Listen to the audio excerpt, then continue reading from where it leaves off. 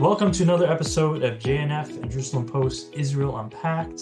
I'm Michael Starr, Diaspora Affairs Correspondent. I'm joined today by Aviva Klompas, author and founder of Boundless Israel, who's going to speak to us today about communication in regards to Israel. And as a long-term activist and communicator, when it comes to the challenges that Israel faces, especially from the anti-Israel camp. Aviva, I want to ask you, what do you think that the pro-Israel camp is doing right and doing wrong when it comes to getting Israel's message across? So first of all, thank you, Mike, so much for interviewing me. It's wonderful to be here. Big fan of the Jerusalem Post and a big fan of JNF. So wonderful worlds colliding. In terms of communication, I've been in this game for quite a while. I used to be the speechwriter for Israel at the United Nations. I've written a couple of books. One is a memoir about my time at Israel at the United Nations. The other is called Stand Up Nation. It just came out. It's about Israel's work in international development. And when I think about what we got right and what we got wrong, I think that, first of all, we're passionate about telling our story, and we're adamant, and we're very, very loud. And those are all things in our favor. On the other hand, I think that my beloved Jewish people believe that because we are in the moral and intellectual right, that if we just explain ourselves one more time and perhaps use different words, we'll finally convince people. And we've tried that over and over and over again for years, and it hasn't been successful. And when we step back, and this is really what I do at my organization, Boundless, we're trying to look at what some of the technical challenges are. So first of all, you have the echo chamber, which you hear about quite a lot, but we actually went and created a visualization of what this looks like, and you really can see how interconnected it is. It looks like a tight yarn ball.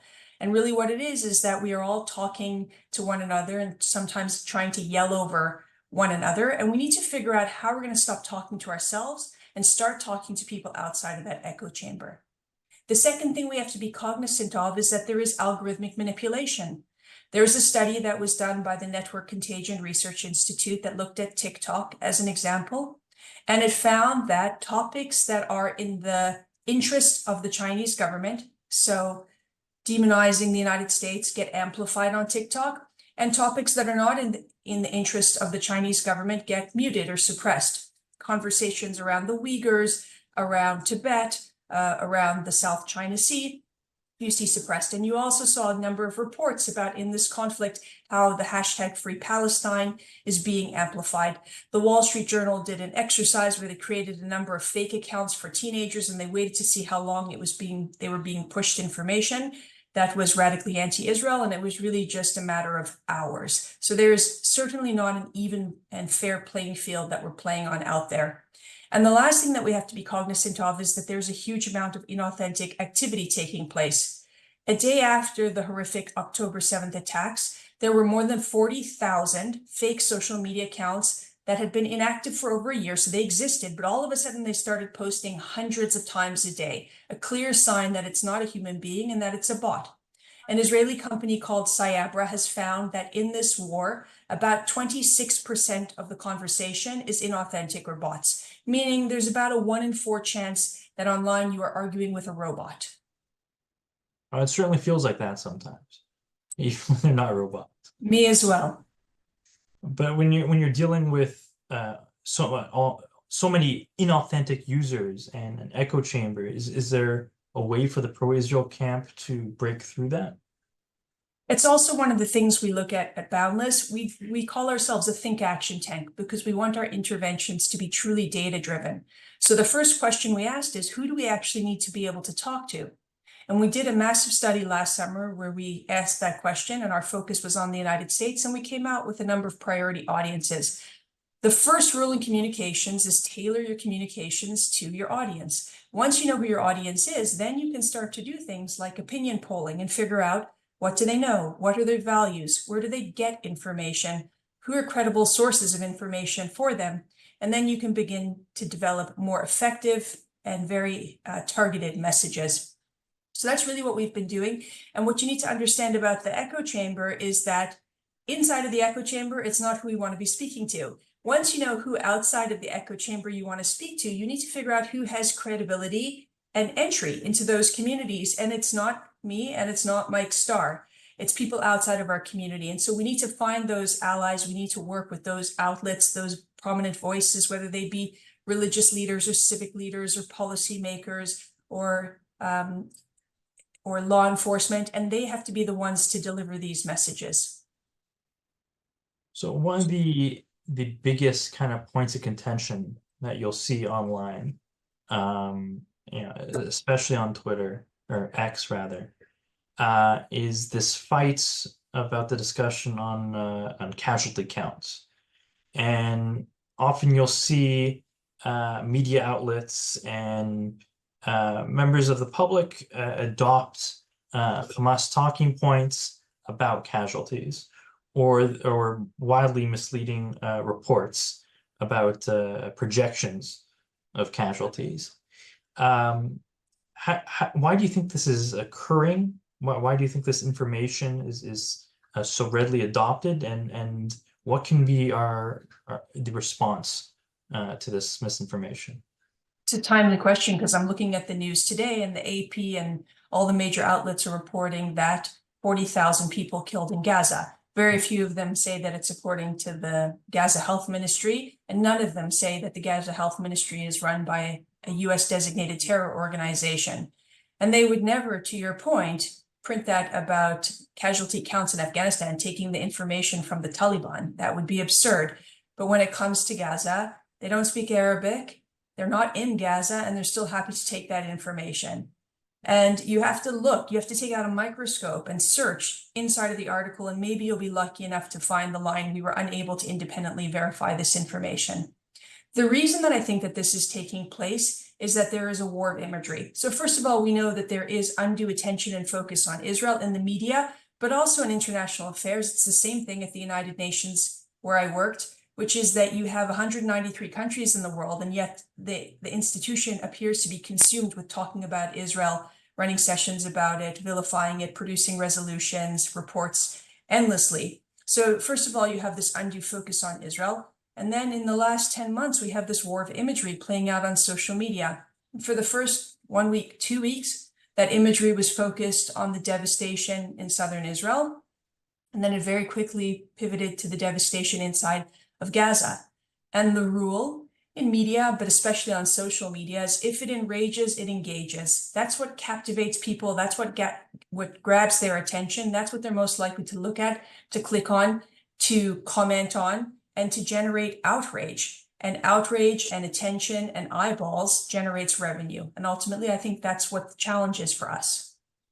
What are your recommendations to counter claims about casualties?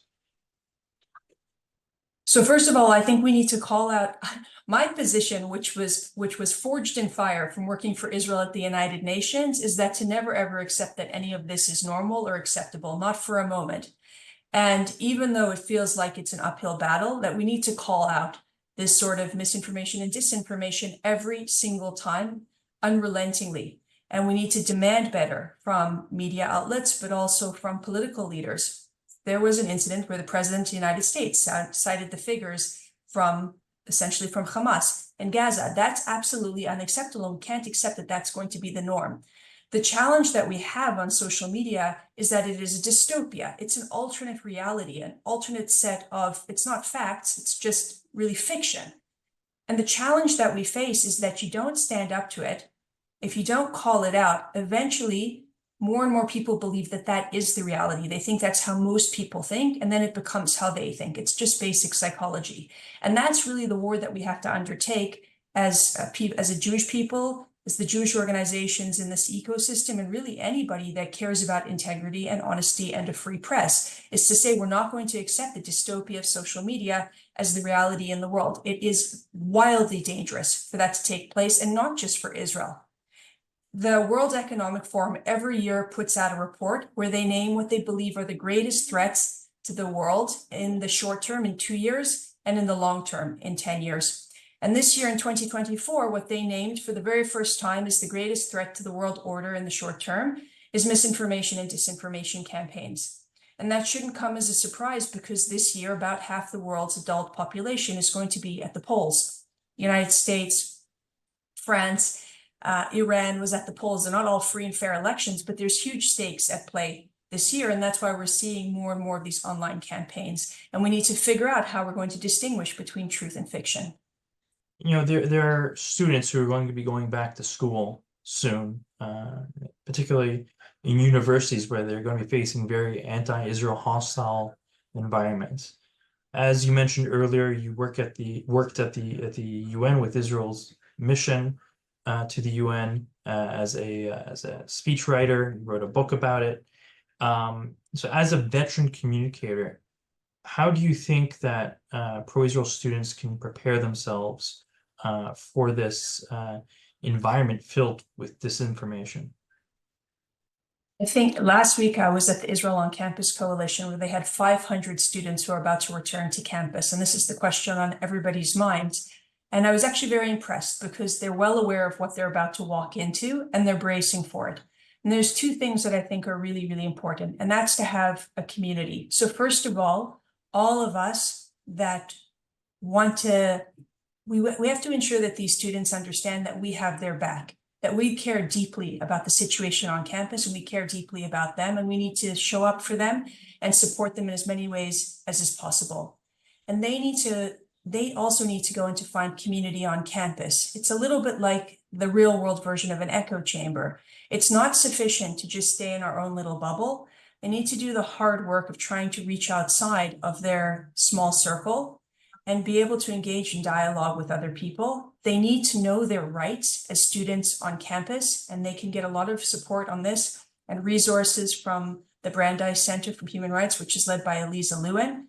Students need to know how to distinguish between what is acceptable and unacceptable on campus. They need to know how they can file a complaint with the administration. They need to know where they can get supports, and if it comes to it, legal support in order to ensure that their rights are protected on campus. And the rest of us have to make sure that they have that access and that they know that we have their back. So we've discussed a lot of online challenges and communication challenges for Israel. Some have compared this to an information war that's being fought concurrently to the ground war in Gaza. Do you think that Israel can win this war? Win the information war? Yes. So I think what we need to understand is that absolutely, I always say that the IDF, it's my pinned post on X, which is that the IDF is going to wage this war by land, air, and sea. And the rest of us need to know that the war is also playing out on other battlegrounds. And we need to go to war on those battlegrounds, be it academia, law, media, diplomacy, business, all these different fields. And where it is your playing ground, where it is you have relationships and expertise is really where each of us needs to go to war. Absolutely, I think we're going to win this war. There is no question in my mind about that. And the reason that I think it is that our story is always about being in the minority. If we were always going to be cowered into silence because other people thought differently for us, or it was a game of numbers, it would be an impossible situation. It's a world of 7 billion people and 15 million Jews. And the other thing that is unique to the Jewish people is that we've always known that we are the author of our own stories. The story of the Jewish people isn't the story of a pogrom or the Holocaust, and it's not the story of October 7th. It's the story of how we stand up and rebuild and how we dictate what our future is going to look like on our own terms. We've always had a choice, whether we're going to be insular and turn inward or we're going to look outward. You saw that in Israel's earliest years when it was fighting wars of annihilation against its enemies, where it was on the brink of economic collapse, where it was isolated in the international community, where even within the country, you had the population double within the first 2 years. It was desperately poor. It needed to provide for the needs of all these new immigrants and refugees. And it would have been absolutely understandable that Israel said, we can only look after ourselves. But it's actually in that context that Israel founded an international development agency when it was a developing country. And it does that before the United States, before Canada, before the UN has UNDP, its development program. It becomes one of the first countries in the world. We have always lived by the terms of our own authorship of our story. And that's what I believe is going to happen here as well. We're in one of the darkest and most painful and heartbreaking chapters of our history, but we have to know that ultimately we're going to write what the next part of this is. Hamas on October 7th wrote one page in our book, but we're going to write the next chapter. Well, Aviva, thank you very much for joining us, and I hope your words will inspire others to pick up that. Thank you, Mike.